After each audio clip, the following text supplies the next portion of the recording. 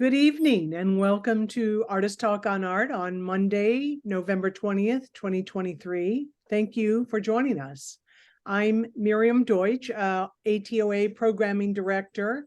ATOA was founded in 1974 and is the art world's longest running and preeminent forum. We are now in our 49th year. Our archive resides at Archives of American Art of the Smithsonian. Our archival collection has surpassed 8,500 artists and 1,000 panels and dialogues. You can see the Artist Talk on Art on the YouTube channel to view over 100 recent Zoom recordings.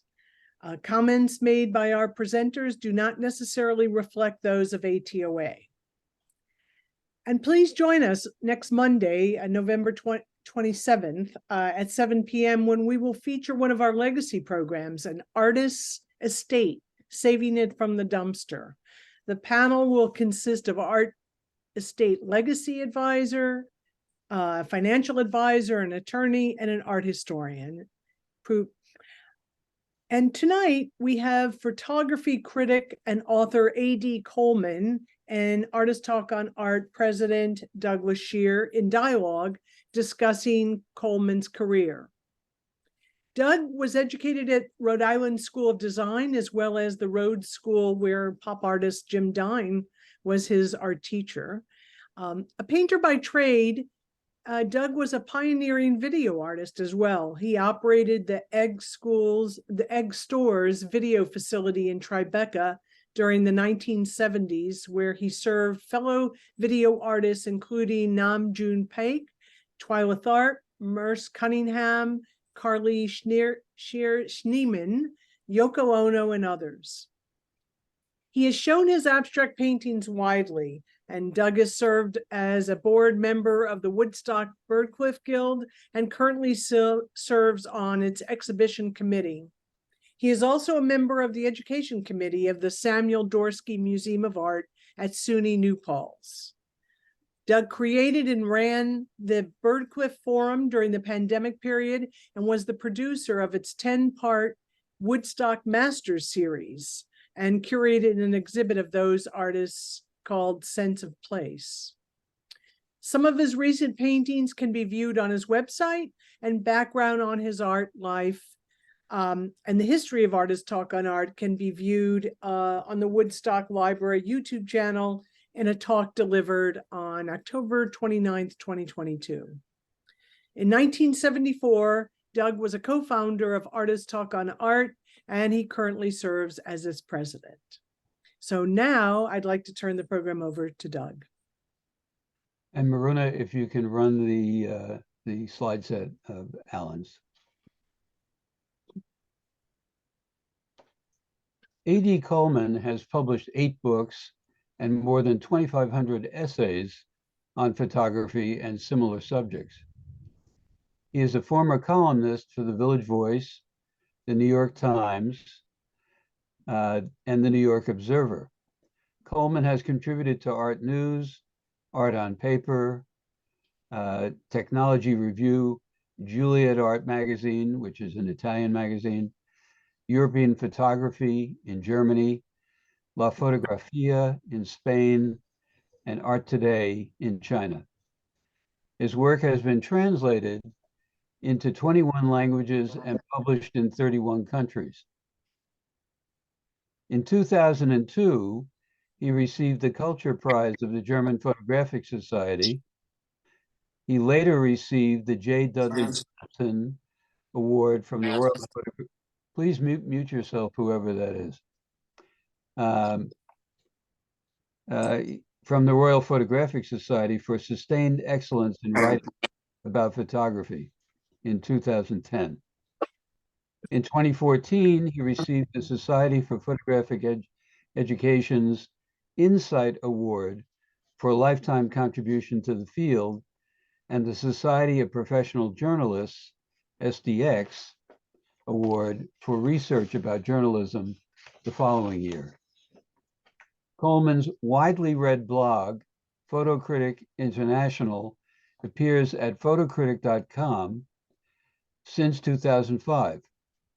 Exhibitions that he has curated, or since 2005, exhibitions that he has curated have opened at museums, galleries, and festivals in Canada, China, Finland, Germany, Hong Kong, Italy, Romania, Slovakia, Spain, Taiwan, and throughout the US. And now I'm going to watch the slides and see if I have any comments here.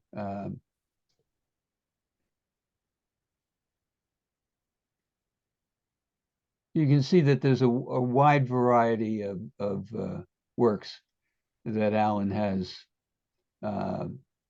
Some of these are from shows he's curated. Some are magazines for which he has written.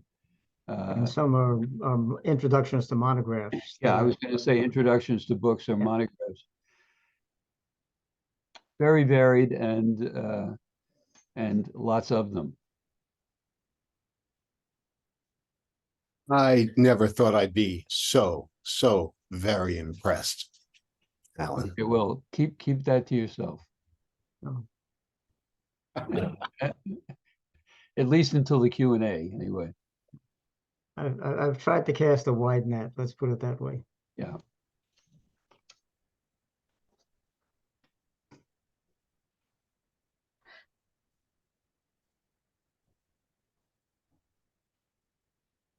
So I see you've been in Vevey, which is right next door to Montreux, which is one of my favorite places on the planet. Where? Vevey. Oh yeah, I actually got to teach there for several years in a really unique photo program that was unfortunately destroyed by the local art education factotums. But it was great while it lasted. So it's a shame, but nothing lasts forever. That's my wife. I like the wedding. I like the wedding photo. That's one I haven't seen. And my stepson Jackie in the lower image there, and that's how I got involved with China, which we'll talk about. Right.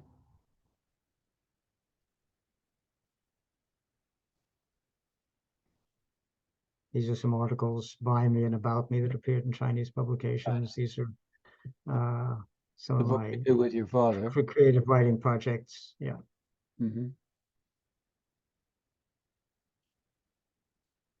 My website as it evolved.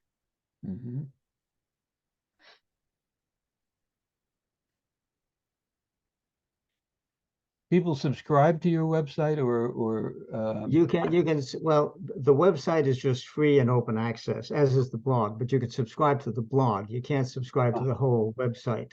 But that was actually a question that I confronted and dealt with early on, which is how do you make money at this? And the answer was there was no way to make money at this that I could figure out that I found satisfactory. So I don't make money at it. And this is a typical page, yes? This is a typical page of the blog. It's a fairly recent page. I've been well, we'll talk about that as we go on. So. And that's the end of the visuals? That's it. Yep. Okay.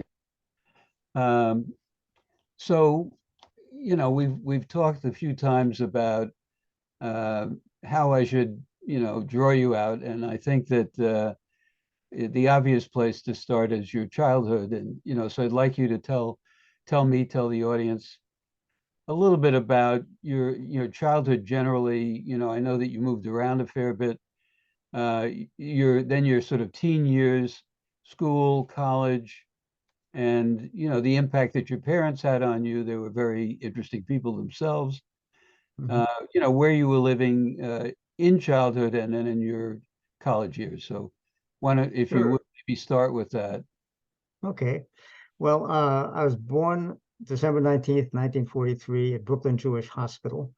My father was overseas in the military at the time in the UK.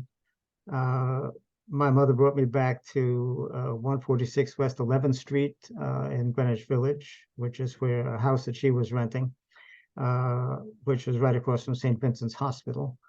And this was during the middle of World War II. And so she was renting rooms, including to some artists whose names may be familiar to people here. And Charles White was one, and Hannelore Barron was another painter.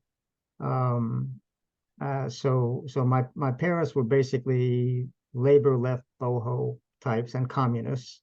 And as you can see from that very first baby photo of me, there I was in my crib shortly after I was born with a Red Army soldier doll next to me.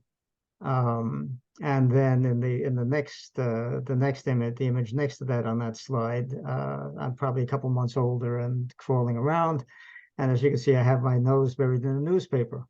So the die was cast pretty early on for me, I think. Anyhow, we lived in the apartment in the house on West 11th Street until 1950. My parents were being hounded by the House Un-American Activities Committee, and we emigrated or went into semi-exile in France for a year and a half, and then England for about 6 months, and came back at the tail end of 52. Moved into a railroad flat on West 14th Street, the bottom edge of Chelsea, Chelsea district, just a block or so from the meat market. And then my parents' business started to do well, and they came into enough money that they bought a brownstone on West 70th Street, and that's where I lived my adolescence. Let me interfere for a moment and say that one of the things that we have in common is that we were in a pre-kindergarten together on Horatio Street. So at that earliest stage, we lived within a few blocks of each other for a number of years. Yeah, And we've basically known each other pretty close to all of our lives. right. So Anyway. yeah, so my parents, Earl and Frances, as I said, they were communists, labor left communists. Earl was from New York. Fran was from West Virginia. They met in New York City at a Pete Seeger concert, and they were basically self-educated. They had 1 year of college each, but they were very well read and articulate people. After Earl came back from overseas, after he was demobilized, they started a small publishing company that specialized in scientific translation of scientific technical journals from the Russian, high-end material for the scientific community. They did not do the translating themselves. They organized a group of translators to handle this. On the side, they both wrote poetry and fiction. My father organized a weekly writers' workshop that ran in our apartment for years, apartments, I should say. So I grew up surrounded by books and writers and typewriters and manuscripts, and just assumed that that was a normal environment. For school, we went to preschool in the village. I went to kindergarten in the village. I think I did my first grade at PS 41,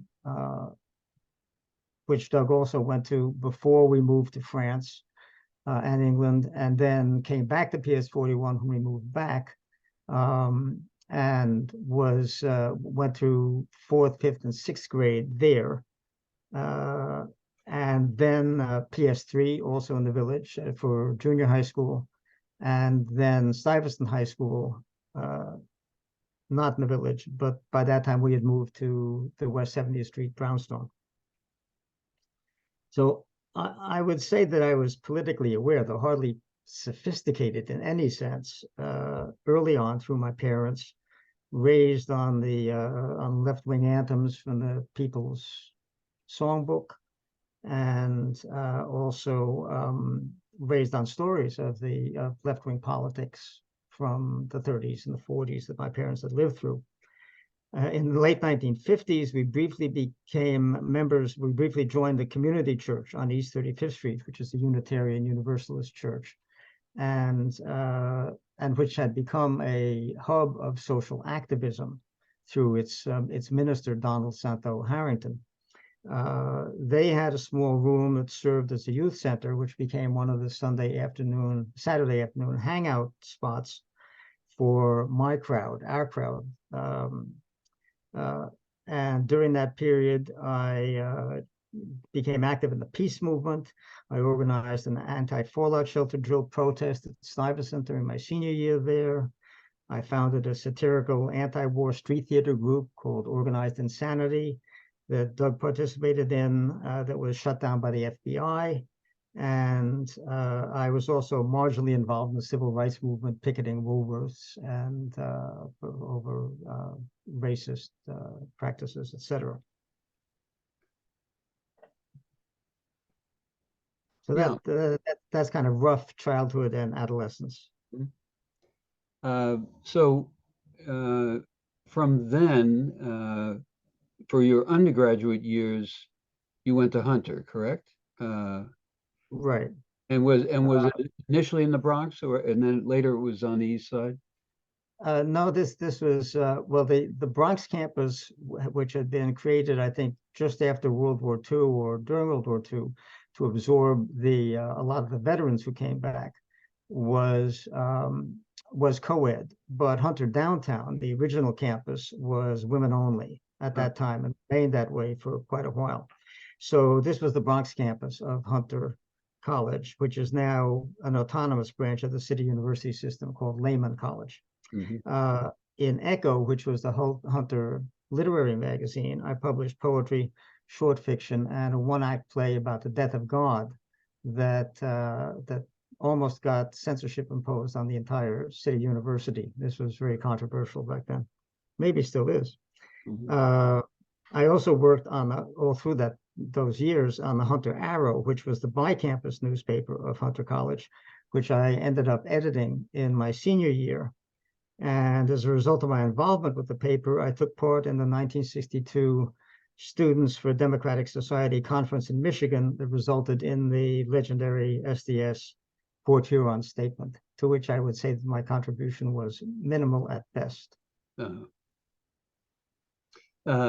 But then after you finished at Hunter, you headed west, correct? Yeah, I went to graduate school at San Francisco State from 1965 to 1967. This was a creative writing program, and I went there for a master's degree.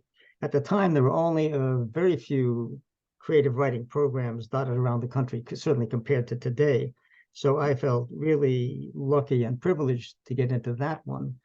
But I didn't really thrive there, unlike many of my classmates, the best known of whom was probably the novelist Anne Rice, Interview with a Vampire. I didn't really enjoy the writer's workshop context, it turned out. And more importantly, I discovered I didn't have the fire in the belly for my creative writing aspect. When I finished my thesis, which was a set of short stories, I stopped writing poetry and fiction for 20 years, not as a kind of a decision, it just fell away. But what I had learned about voice, tone, rhythm, structure, pacing, etc., has informed my writing ever since. So basically what I discovered was that I was an essayist at heart. When did you return to New York, and how did you first engage in, let's call it, professional writing?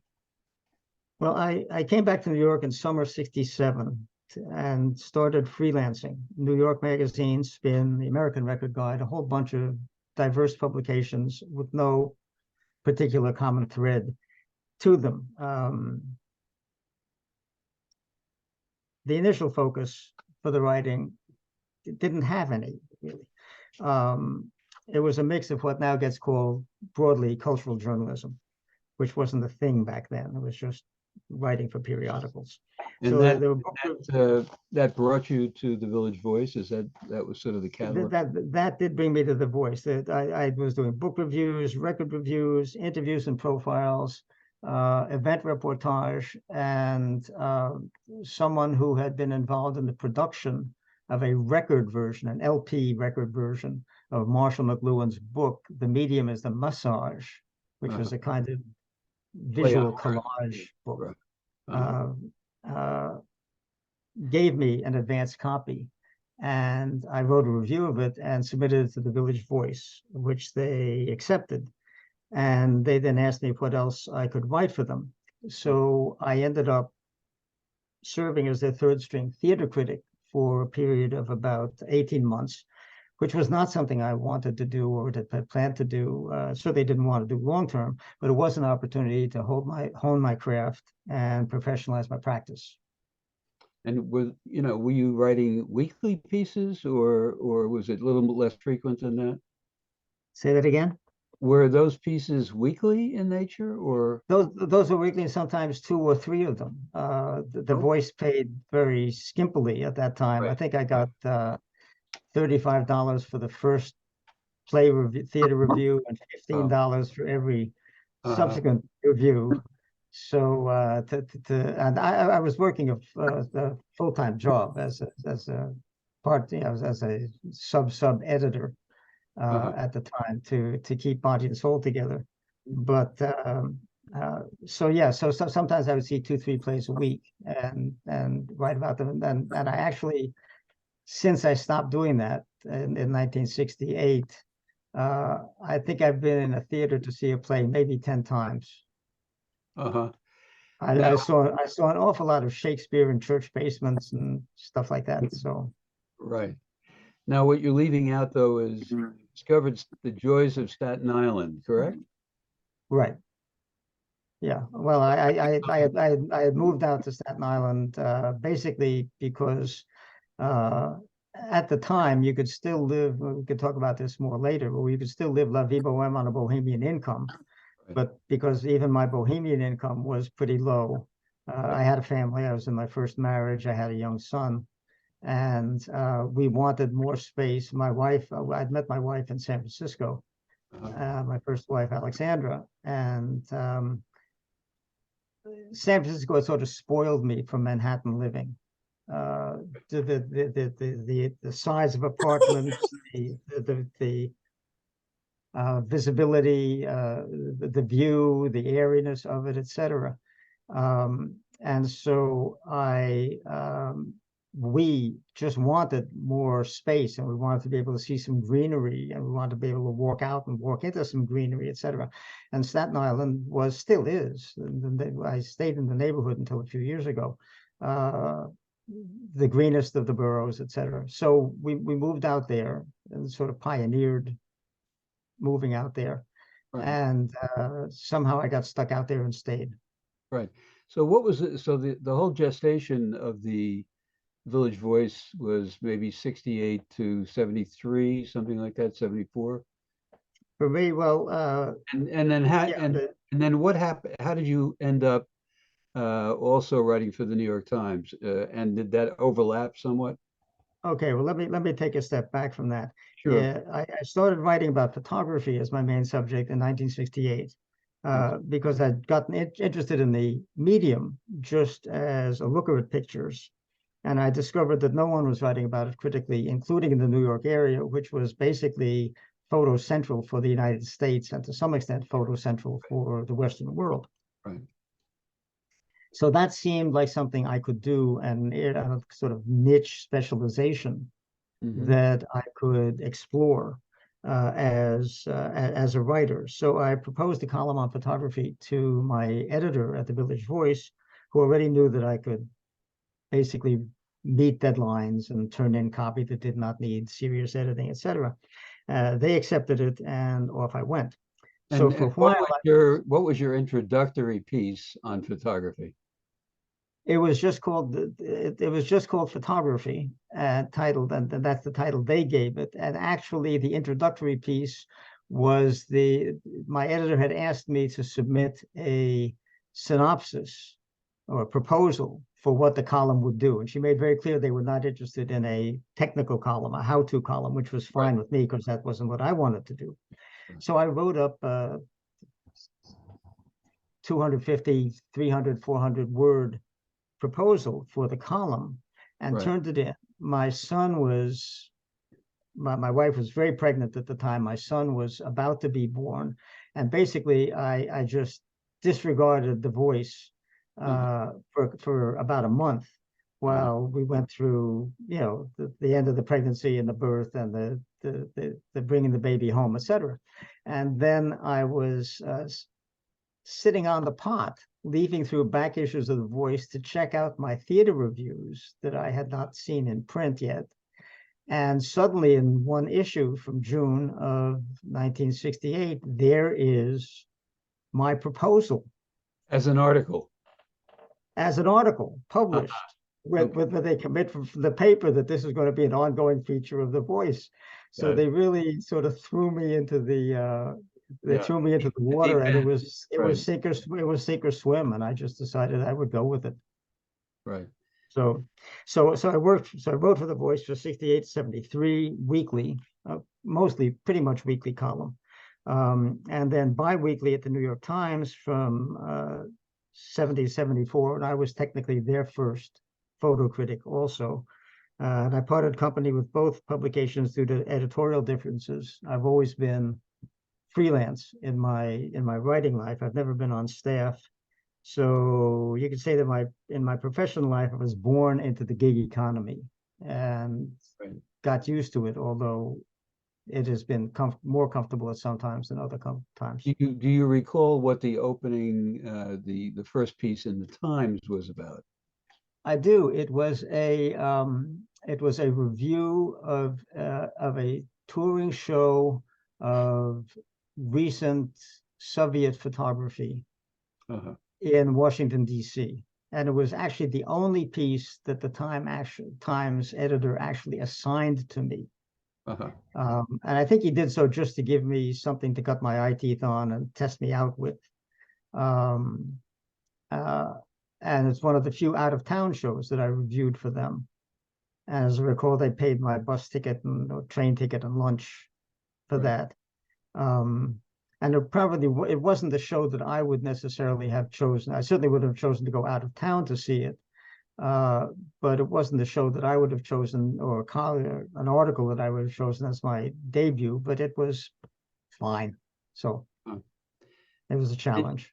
Did you ever, and I've never asked you this question, but I think it's appropriate. Did you ever have any regrets about exiting the Times or The Voice? Oh, Back, yes, I had huge regrets. On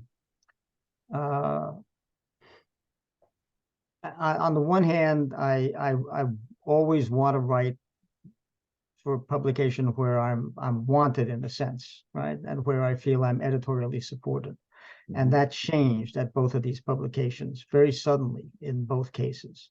There's long stories, and I've written about them elsewhere, but my main regret is that I left those publications just before the photo boom Yes. of the mid 1970s on, which Right. meant that I did not have a platform on that scale, reaching that kind of readership, until I started writing for the New York Observer, 15 years later. So that I regret that. I don't regret the decision, and I don't think that there was a way that I would have been comfortable with, professionally, ethically, in terms of principle, in kowtowing to editorial demands that I felt were wrong. But I do regret that, because in the sense I missed that phase as a critic. I missed that phase, not as a critic, as a critic who emphasized reviewing current production. Right. I missed a decade plus Who of was the mediums. right? Right. Who was publishing the Observer in those days? Well, the Observer didn't exist in those days. The Observer didn't come about till later. The Observer is born in 1988, if I remember correctly, Okay. possibly 87. Arthur Carter is the original publisher of that. But so after I left the Times, The Voice and the Times, I had already become seriously committed to writing about photography. I knew that's what I wanted to do.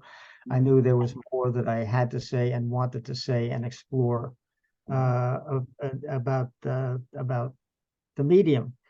But the platforms available to me at that point shifted from weekly and newspapers primarily to monthly magazines and scholarly journals. So I mostly moved away from reviewing books and exhibitions, which had formed a large part of my earlier output, and published in photo-specific periodicals like Exposure, Camera 35, Popular Photography, art magazines like Art in America and Art News and Art Forum, and scholarly journals, Impact of Science on Society, etc., Journal of General Semantics, the Journal of Mass Media Ethics, Camera Lucida, etc. Right. So I think you could argue that the loss of the Times and the Voice for you was hardly really detrimental. I mean, it was a transition. Well, it was extremely, let me put it this way, it happened badly, it happened in ugly ways, it was extremely painful. Yeah.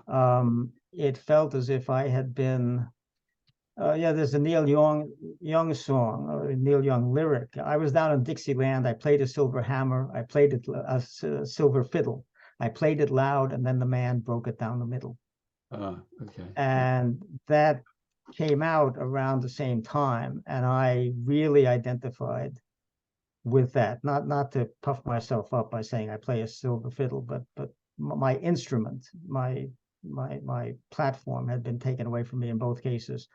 And I particularly like writing for newspapers. Okay. I mean, if I had a preference, I wouldn't do it now because of my age. It's demanding physically in terms of deadlines and so forth. I wouldn't want to do again. But I like my work appearing in publications that are multi-subject with diverse audiences, and surrounded by not only other writers on the arts, but writers on politics and culture and food and fashion and whatever. I like that environment. That would be my preferred environment for my work. like the New York Times. Like the New York Times or the Village Voice, which no longer exists, of course, or the New York Observer, which no longer exists. Right. I have many publications. What I'm suggesting to you, though, is that the proliferation of all those photography and or arts and culture magazines that so dominated the 70s, the 80s, and even into the 90s, they were wonderful places for you to expose your thoughts. And that led in part, did it not, to starting to write books. So tell us a little bit about some of the books and where that began. It was The Grotesque was the first one. Okay, The Grotesque in 1977, I published The Grotesque in Photography. And in a way, you're quite right to point this out, because because I was freed from the pressure of weekly deadlines, and sometimes multiple weekly deadlines, my writing had become more reflective and more considered, and also more expansive. So in a way, I was more prepared to write a book than I would have been a few years earlier when I was still working for the Voice and the Times.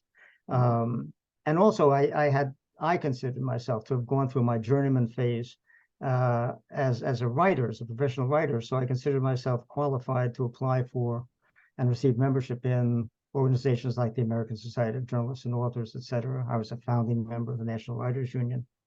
Anyhow, in 1977, I published The Grotesque in Photography, which was the first ever critical survey of that mode. And that was supported by an Art Critics Fellowship from the National Endowment for the Arts. A small traveling exhibition accompanied that show. And I followed that with my first collection of essays, Light Readings, in 1979, which compiled the cream of my writing, including the Voice and Times material from 68 to 78. Did at some point there also, I think toward the late 70s, you began to teach. Was that at NYU initially or elsewhere? Well, initially, my first teaching was actually started in the early 70s at the New School for Social Research adult education program, the first ever seminar in criticism of photography. And I taught a course in photo history at Pratt Institute in Brooklyn and a graduate seminar at the Maryland Institute College of Art in Baltimore. But my most extensive teaching involvement happened in the undergraduate department of photography in the Tisch School of the Arts at New York University, starting from 1977, actually running through 1993. I turned down a tenure track offer there because I did not want to be a full-time academic, but I taught several courses per semester during that period, taught summer school, co-curated the department's photo gallery for a number of years, and performed the other functions in that department. And during my years there, I also entered a doctoral level program in media ecology, headed by the late Neil Postman, which I did for my own personal and professional development. I didn't need it. I didn't need the degree for what I was going to do, but I did get to the dissertation stage. I just never finished the dissertation, but I've published chapters of that dissertation and the research based on it in a number of places, including one of my books. The time spent at the Observer, would you reflect that as a time when your writing began to change somewhat? Well, I think that I would like to think that my writing had gotten better, right? After all those years. I started with the Observer in 1988, and I jumped into writing a weekly column on photography for the New York Observer.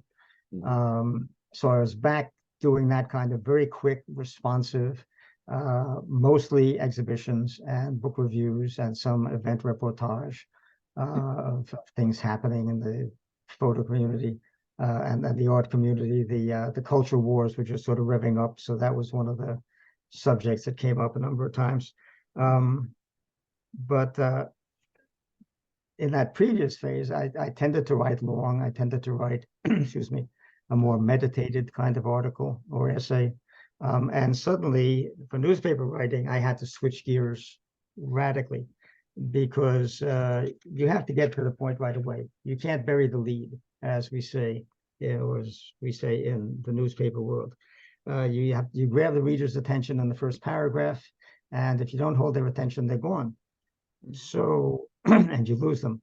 And you have to do that in a much more limited space. So I was back to writing articles quickly that ran roughly 1,000, 1,200 words.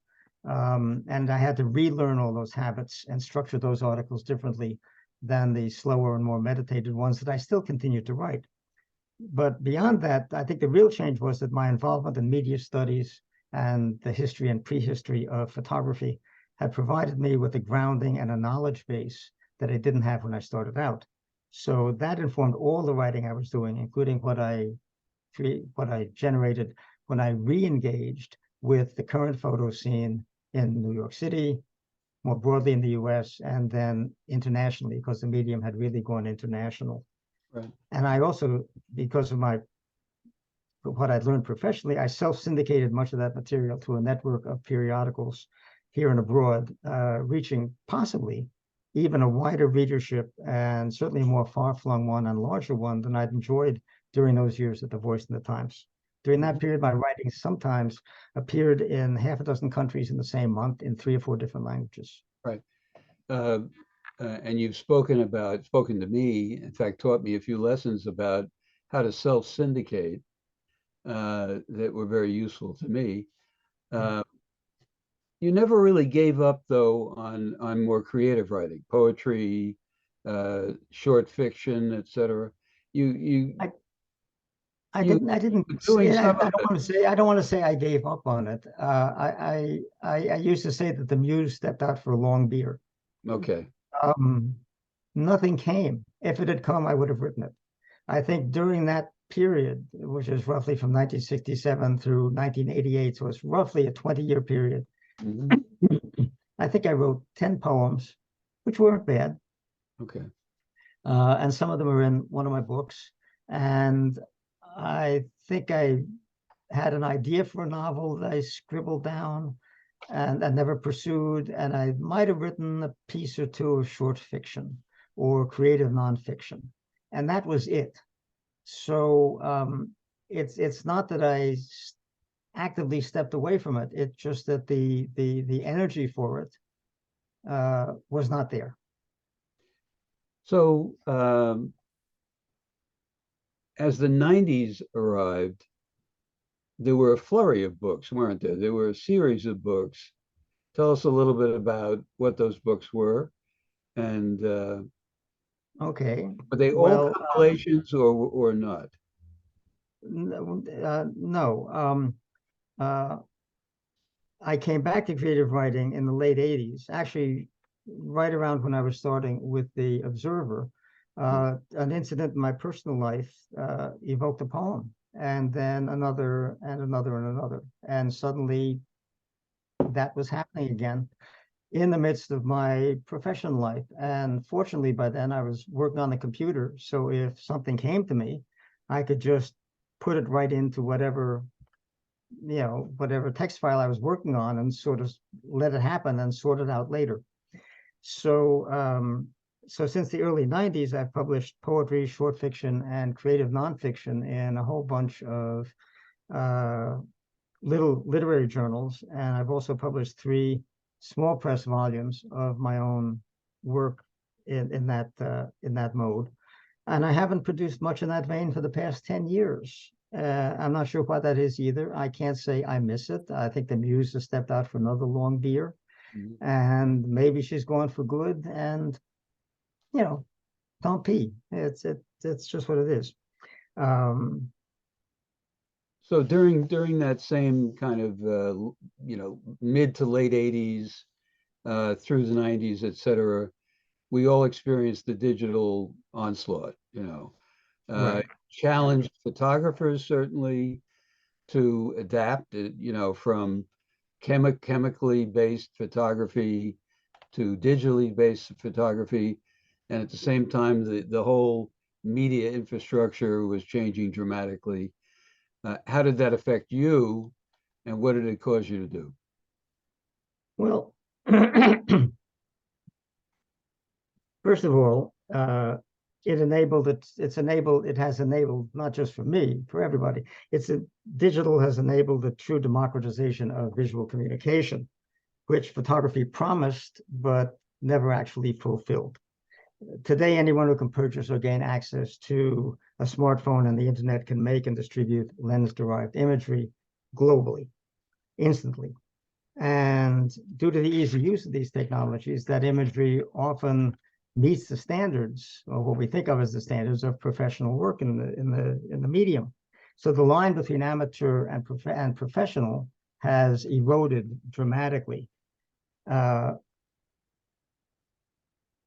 Beyond that, my involvement in media studies helped in a number of ways to recognize the importance of this transition, and allowed me to start addressing it in my writing.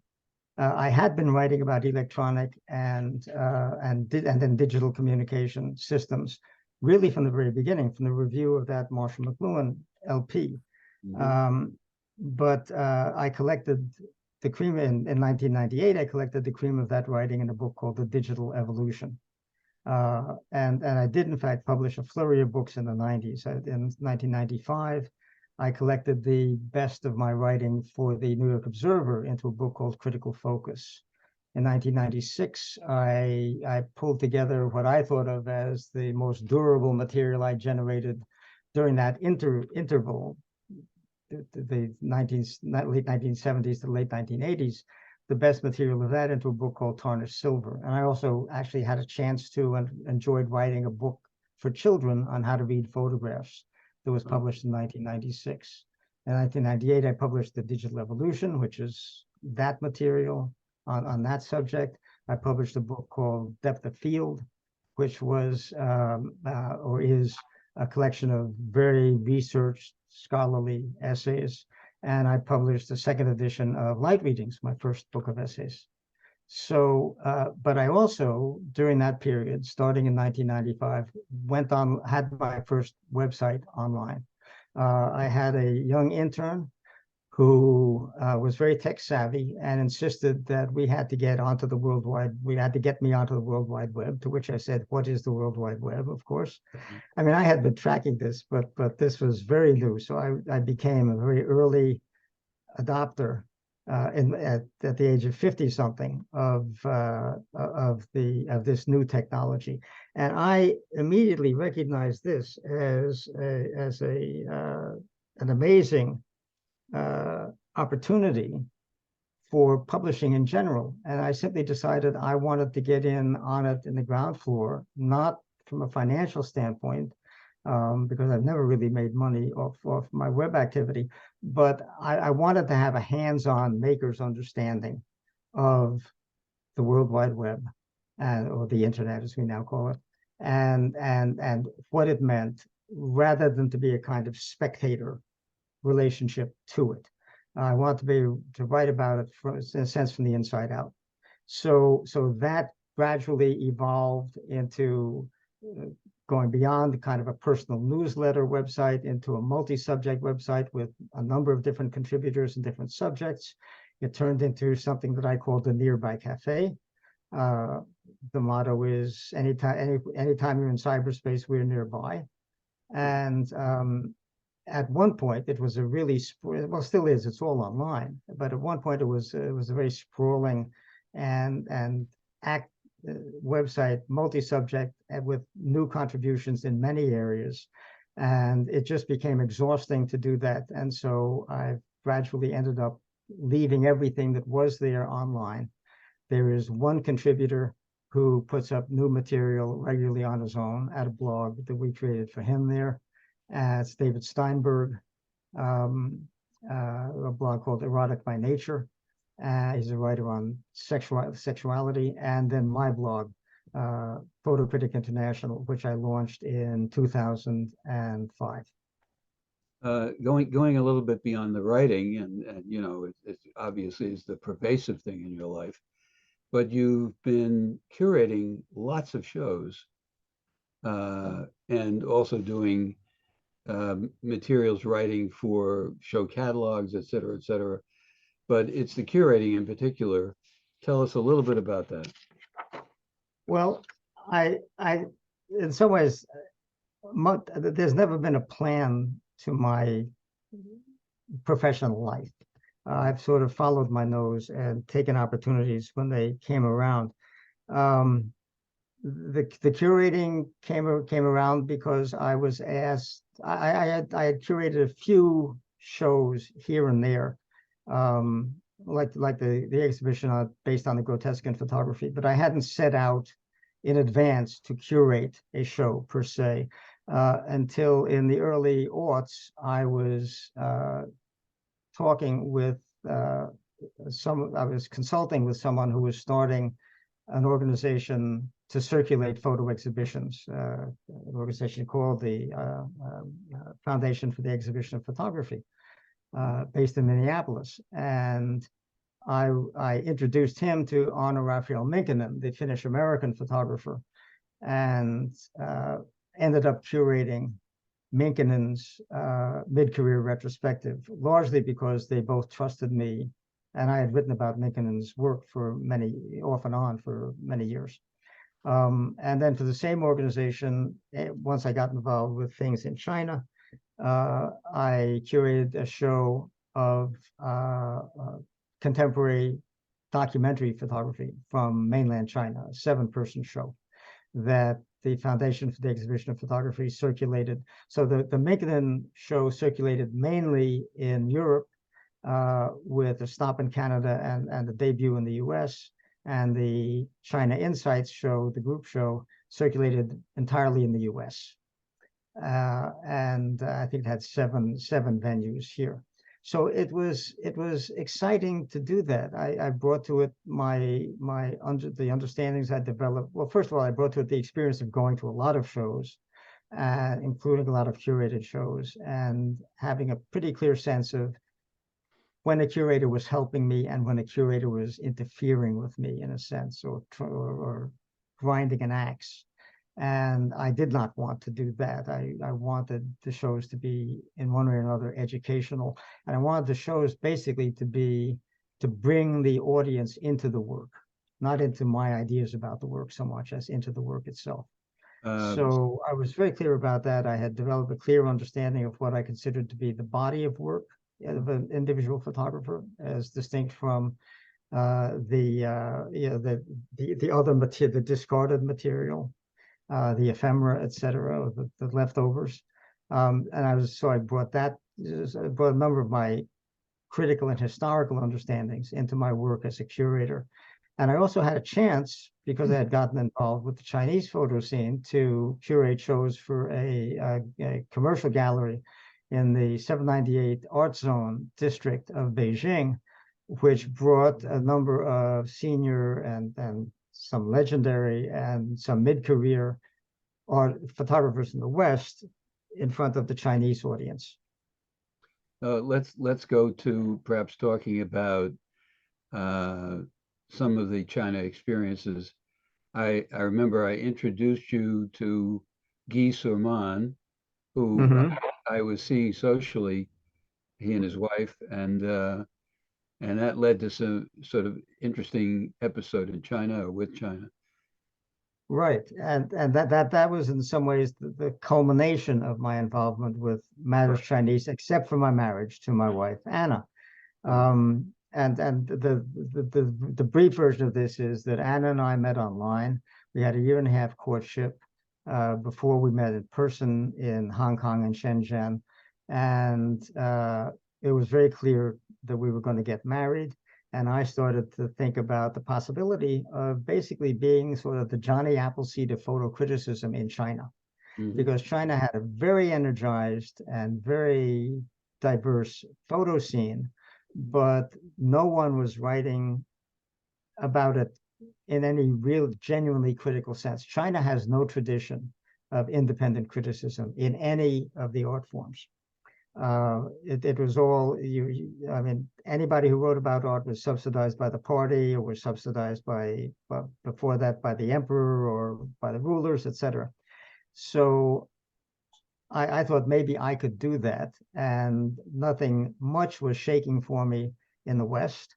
All of the periodicals that I had written for, from the Observer on, had been pretty much killed off by the internet. The print publications have been killed off by the internet. So I thought, let me explore the Chinese photo scene. So I got to publish some articles, as you saw illustrated, and I got to give some lectures, and I got to sit on some panels, and I consulted with a group that was talking about creating a photo museum in China, and some other things like that.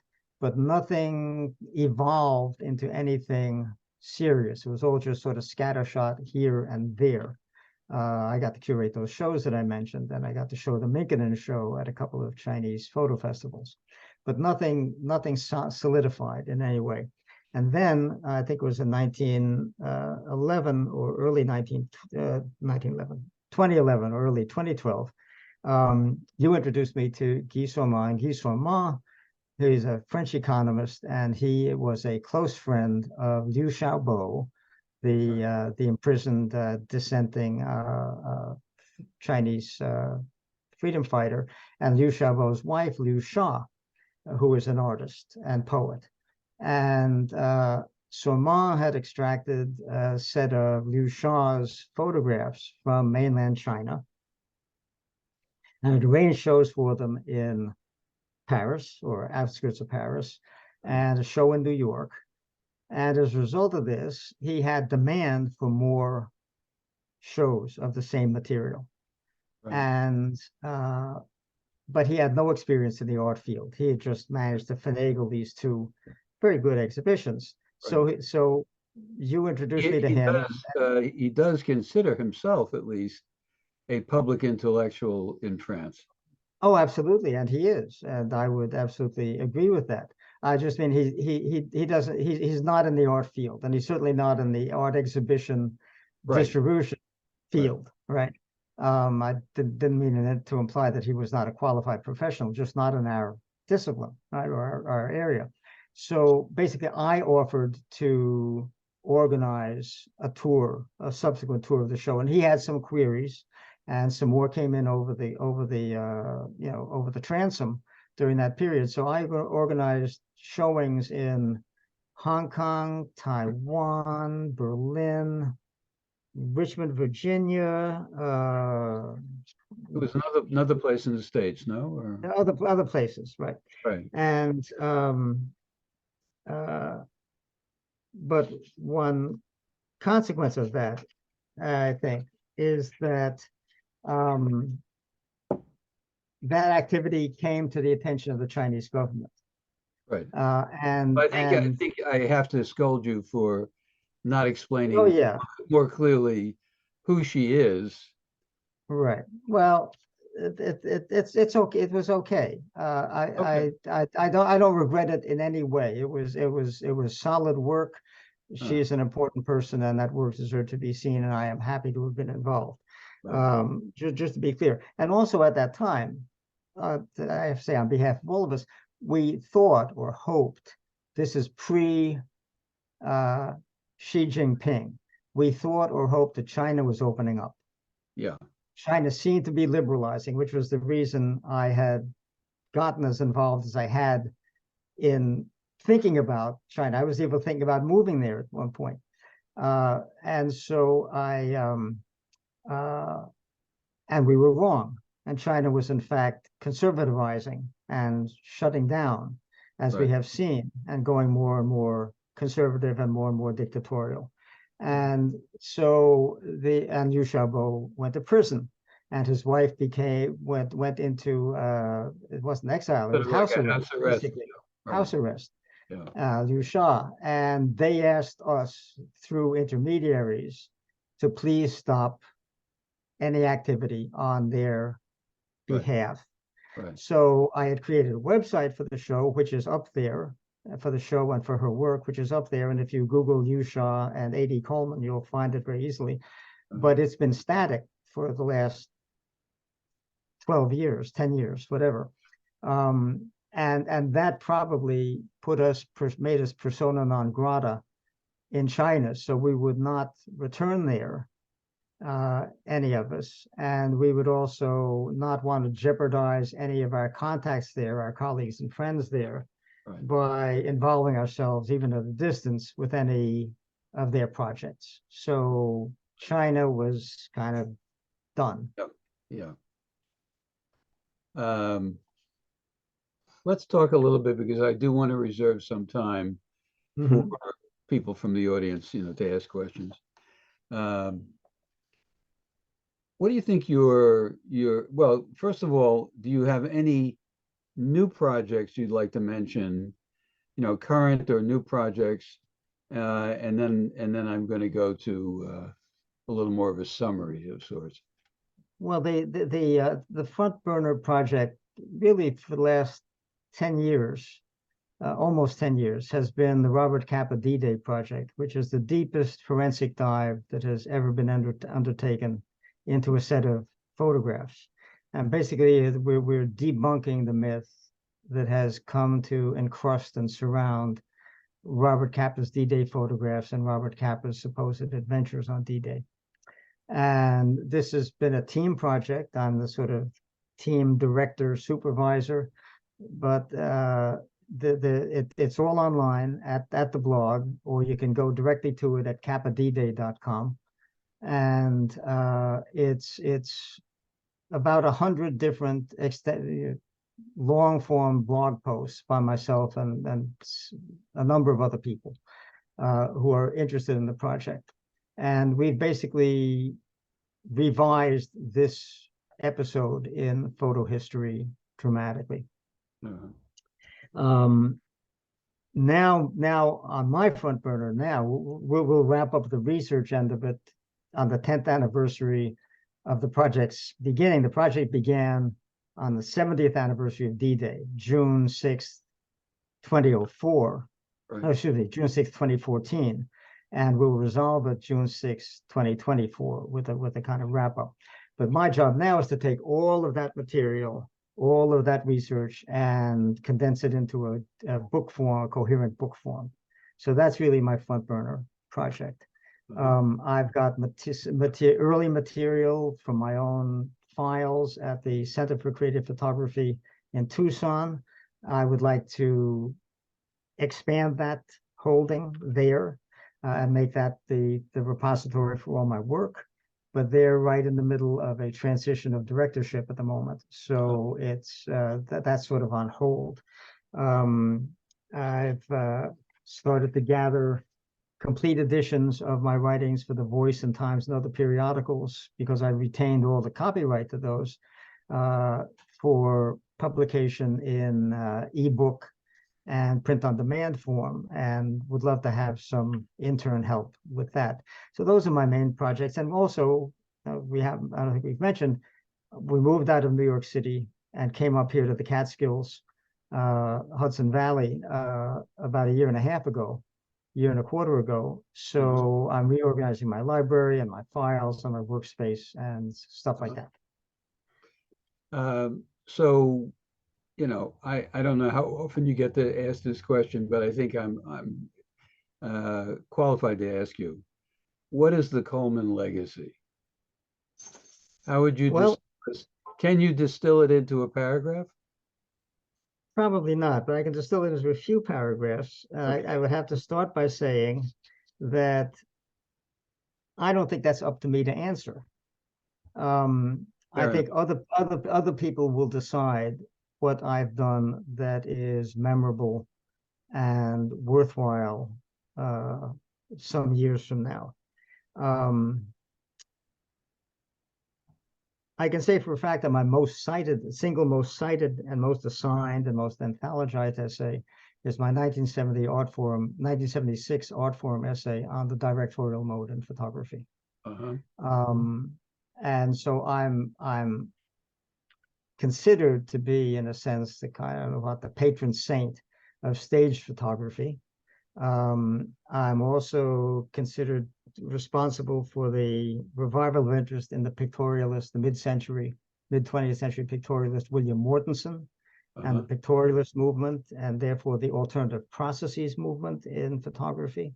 I'm not sure I deserve or should be blamed for all that, but I certainly have been part of all that.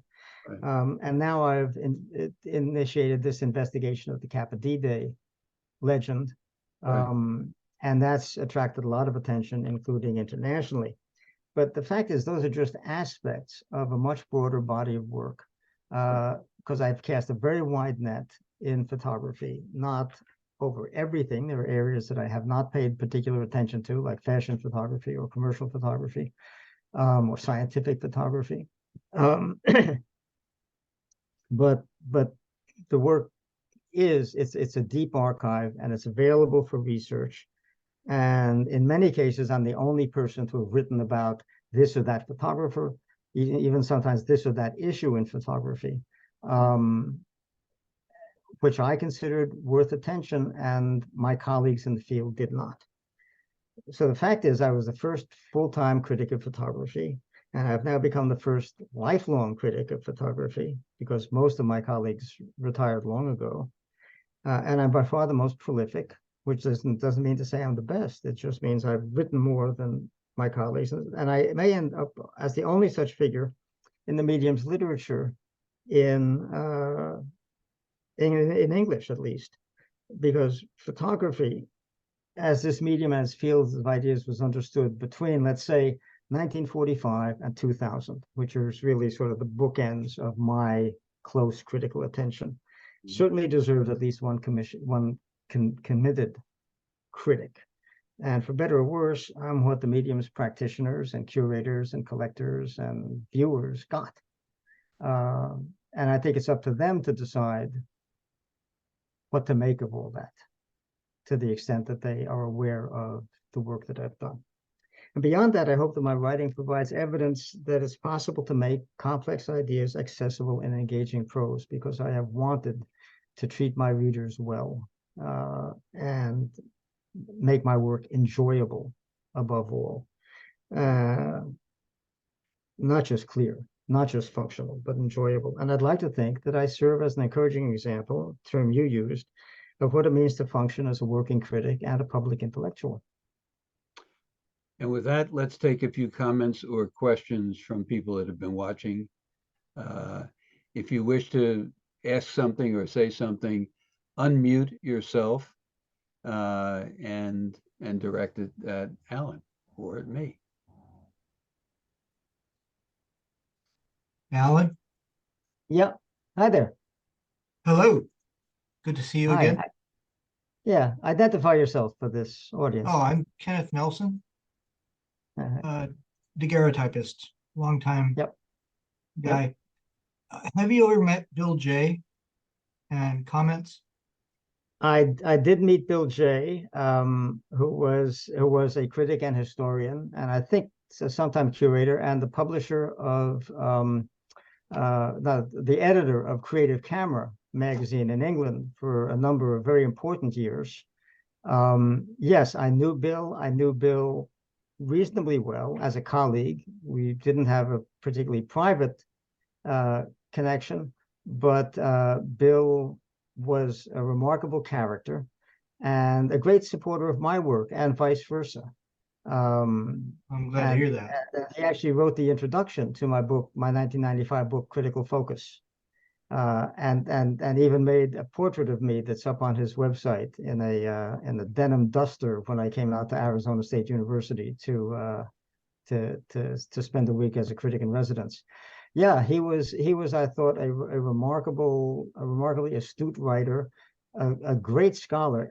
According to Bill, and I had no reason to disbelieve him, he had actually read from cover to cover every 19th century English language journal of photography. I had heard that too. He was my mentor at Arizona State University. Oh, all right. Yeah. Yeah, but you two seem very contemporaneous, which gave rise to my question, because his first visit to the US was with Tony Ray Jones in 1968. Right. Yep. So, yeah, he was a great champion of Tony Ray Jones's work, I know.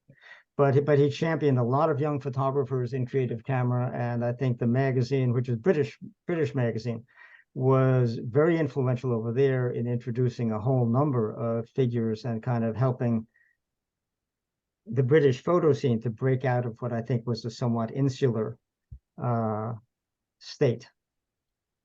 yeah, he also was the founder and primary editor of a journal called Album. Right. Which is also, that's right. Yeah. That's right. Which was short-lived, but also influential. Very short-lived. Yeah. Yep. Neat. Thank you. Yeah, you're welcome.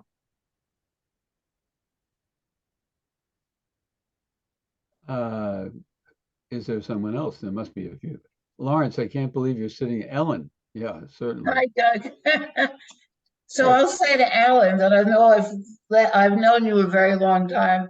There's a great deal I didn't know about you, really a huge amount, including that we both went to California in 1965. That's right. And in fact, you Yeah. introduced me to Robert Heineken. I did? You did. Okay. And you introduced me to a couple of people during my brief time in Southern California, during my California years. And you introduced me to Heineken, who at that time was showing slides of basically little pieces that he had clipped out of newspapers. But he was already doing a lot of media experimenting. And I remember an evening with Heineken, and it might even have been Wally Berman. I don't know if you knew Berman. Did you know Berman? Well, my memory is not so great these days, but maybe. Okay, my first. I remember you introducing me. We spent an evening with 2 or 3 California artists. Okay. Through you, because I had no connections there. I wasn't involved in the visual arts at the time. And I later pieced it together with Bob Heineken that yes, we had met before, and that was when. That's Ellen, that was Ellen Coleman, who is in the Santa Fe area. right. And I would also say that my first husband was a photographer that I met at Minor White's house, even before I went to California. So I've always had an interest in photography. So although we know each other through Doug, there are a lot of other things. Good to see you. Yeah, good to see you too. I was going to say, Alan, that one of the things you don't mention, or didn't mention tonight, was your involvement in SPE, Society of Photographic Education, which is sort of episodic, I guess, but goes back to the 70s, doesn't it?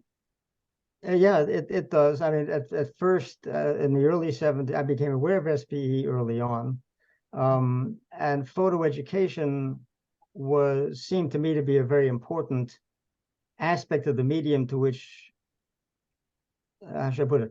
None of my colleagues were paying it, by which I mean other writers on photography, were paying attention to the ways in which the photo education system, as an art education system, was affecting the medium, because any art education system almost inevitably homogenizes the students who pass through, and certainly has a shaping effect on the way they think and the readings that they do and so forth.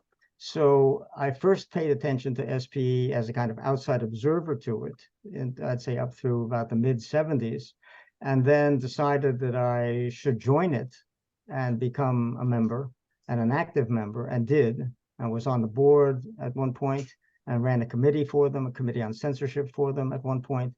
But the organization started going in a direction that I didn't approve of, and the primary area that disturbed me was an emphasis on the student membership, and a dramatic increase of the student membership, to the point where now the student membership is the dominant membership of the organization.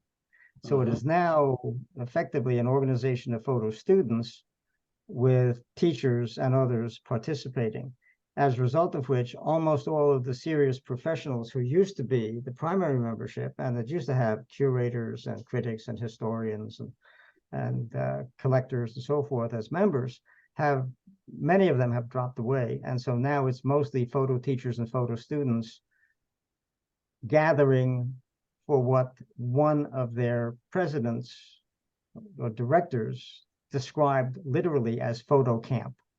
Right. Yeah. With the adults as counselors of the students. Well, I remember it as being a place where people showed portfolios, and they were looking toward having exposure to established figures in the well, not industry, in the area of photography. Right, but like many academic arts organizations, it devolves into a platform for it devolves into a platform for junior, for teachers to get a lecture credential that will look good on their vita so they can get a promotion. And photo education used to be much more loosey-goosey, and I think it was better that way. And the more it became formalized, especially the more it became postmodernized, the more it became jargonized and over-theorized, and certainly less interesting to me as a participant in it and as an observer of it. Right. And the work that began to come out became more and more, has become, to me, more and more predictable and cookie cutter, and less individual, although some of that may just be the fact that there are just more and more people getting degrees in photography, even though the degree in photography has absolutely no professional value whatsoever. Still, I don't know of a professional photographer, even in the creative photography, commercial photography, etc., who anybody has ever asked, what school did you go to? Right. And where that has mattered. Okay. Anyone else that would like to address a comment or a question? Yeah. Well, go ahead, Dean. Yeah, I came to learn about your writing through three friends of mine, two of our late friends, Bill Parker and Sherry Heiser. Oh, yeah. I was wondering if you could say something about your relationship to either or both of them.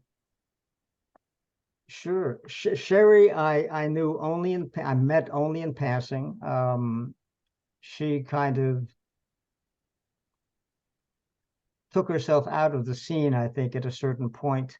Bill, I knew and interacted with regularly until he died. He was actually a member of the Committee on Censorship that I organized for the Society of Photographic Education. We had a high regard for each other's work, I would say. We also had a very enjoyable professional friendship or collegial relationship. We corresponded a bit. And I thought he made a very valuable contribution by bringing Jungian ideas into the discourse about photography. And he also played an important role at a certain juncture in the reformation of the SPE. I'm trying to remember the timing of this. Is somewhere in late 70s, early 80s, where the SPE needed to be revitalized in certain ways, and Bill was instrumental in that process. Good.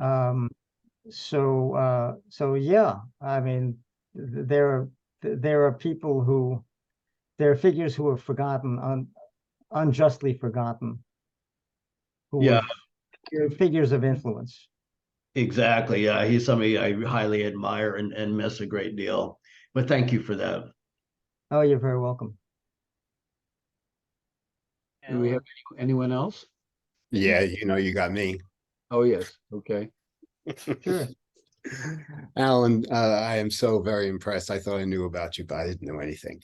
In comparison, this was an astonishing evening, and I am going to disagree with you on half of what you said about education, and so much agree with you on the other half of what you said about education. But that means splitting the education I was doing for 33 years at NYU with the education that was happening just in the next classroom, essentially, which was the for credit rather than the liberal arts, which is still astonishes me. It's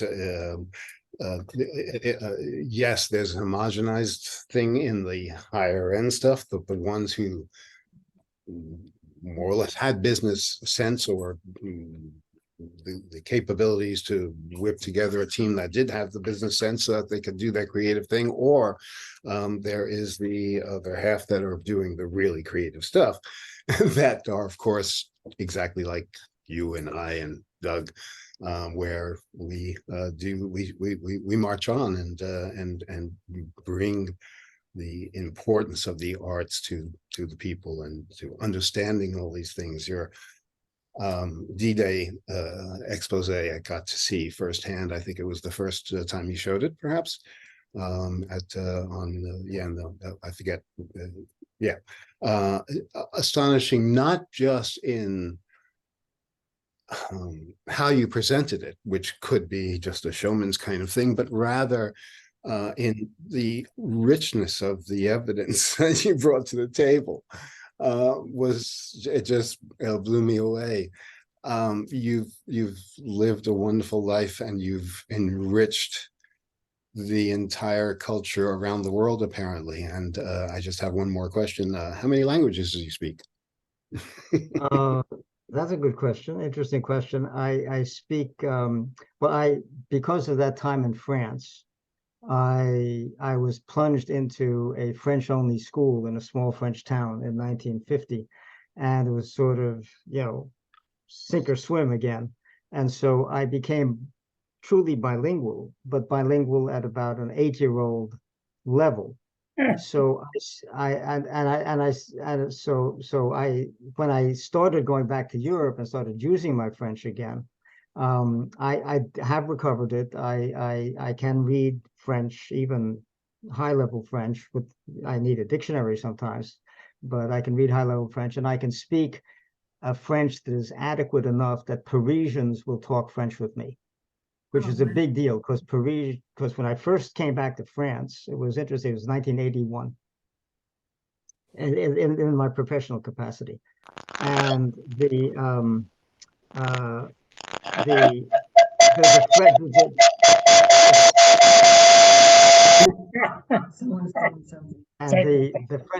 French people that I would speak to outside of Paris could immediately tell that I actually knew French, that it wasn't high school French.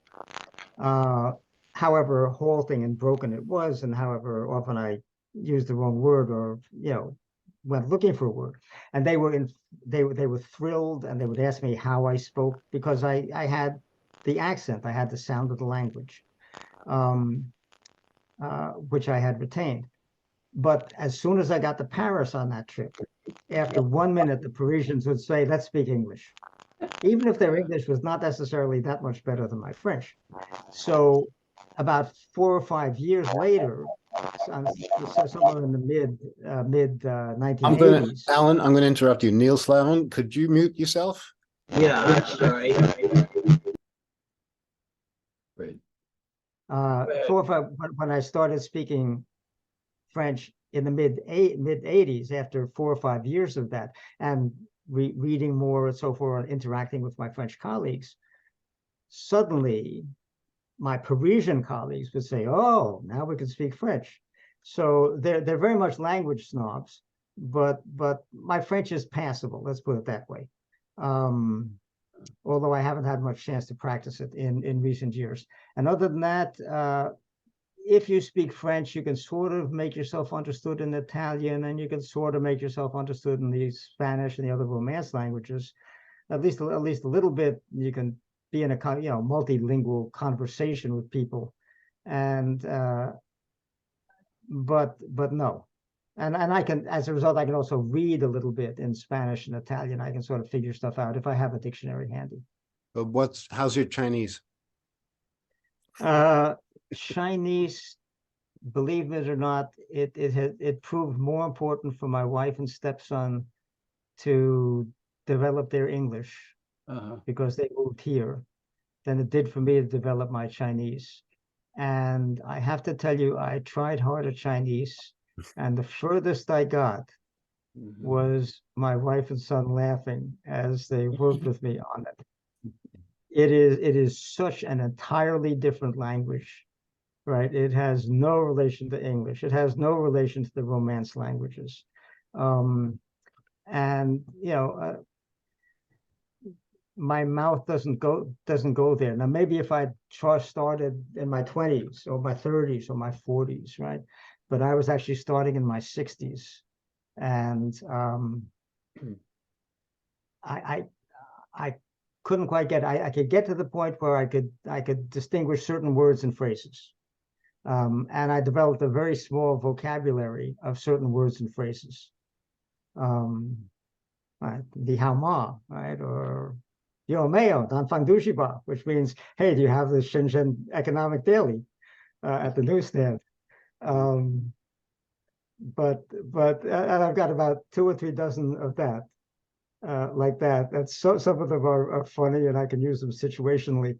On the other hand, when I met the cluster of China, or some of the cluster of Chinese documentary photographers and photojournalists who ended up in this show that I curated, I impressed them enormously by standing up at a drunken dinner that we shared and singing Chi Lai, the English version of Chi Lai, which is the Chinese national anthem. The Ninth Route Army, the March of the Ninth Route Army, because I knew that from my Red Diaper Baby upbringing, because we had the Paul Robeson 78 record of that song, which we played sometimes. So I knew it, and I had sung that song in English, bad English translation, with my father in my childhood. So so that shocked them enormously, and we became instant friends. And Anna was shocked too. She didn't know I knew that song. So she knew my background, but she didn't know I knew Chi Lai. But it seemed right for the occasion. So, but in my dealings in China, Anna has been my mouthpiece and my mouth and my translator and my trusted interpreter and my trusted, beyond interpreter, communicator of what I'm about and what I'm trying to do. And she gets immediate respect. I mean, she's a small and unassuming woman, but she gets immediate respect from Chinese people. because they see her, I think, automatically, as I do, as the remarkable person and angelic person that she is. With Alan, that I thought, have a, I'm sorry, is it Neil? no, this is Alan Teller. Oh, I don't know if sorry, you can hear me. Uh, go ahead. Alan, it is a delight to see you. It's been really a very long time. I Hey. have to say that I'm sorry. Okay, I'm gonna start. Leo, you got to turn that off. Thank you. Okay. hi. So, Yeah. I agree with you about the SPE. I was a member for about 25 years and then just am no longer involved. Yeah. I think for probably the same reasons that you are. But I did have a question for you. Aside from reading your work, which has always been insightful and exciting and meaningful to me, is there anybody writing today that you respect and that you would suggest we take a look at? Oh, I'm not keeping up with the literature in the way that I did back when I was actively engaged with it. So I'm not, because then I wanted to know what my colleagues were saying, and because in part I wanted my writing to not just be saying the same things they were about the same people they were, because I wanted to make the literature a little richer. So either I was going to disagree with them, Vicky Goldberg, let's say, or Andy Grunberg, or Chuck Hagan, or whomever, or I was going to have a different take on it, etc. I will say that I'm not excited by anything much that I'm seeing. A lot of it is jargonized. A lot of it takes postmodern. I won't even call it theory. I think of it as postmodern hypothesis as given and as groundwork. And I don't agree with that at all. And one consequence of that is that there's a kind of postmodern jargon that has infiltrated much of the writing that that not to its benefit, let's just say, in my opinion. I think ideas from postmodernism are applicable, but they're limited. I like the writing of Teju Cole, who was writing for the New York Times for a while. He was writing every now and then. He wasn't really addressing the field of ideas. He was addressing certain specific bodies of work, which was interesting. I mean, I see a lot of people writing appreciations, intelligent appreciations of bodies of work. I don't see people asking questions about the influence of institutions, for example, whether they're educational institutions or museums or the gallery system. I don't see people addressing anything much than particular sets of pictures. So I guess we'll keep reading you. With that, know, I would ask Miriam to close us off, and I'll just say Okay. one last thing to Alan. I think this was much more entertaining than simply reading your FBI file. Well, if there is an FBI file, I would like to read it. I would find that entertaining, but I would hope that this would be more entertaining than that. Yeah, it definitely was. Yeah. Anyway, Miriam. Yes, well, thank you, Alan, for sharing so much of your extraordinary, impressive body of work as a critic, historian, educator, and curator of photography. My pleasure. Thanks to everyone for joining us. Thank you, Maruna, and the programming assistants, marketing coordinators, Jason, Jacqueline, our board, advisors, and numerous volunteers and interns that make ATO happen. And I want to wish everyone a very happy Thanksgiving and hope to see you again. Good night. Thank you, Ellen. And Thank you, Alan. Mr. Coleman. Thank you all. Bye-bye. My pleasure.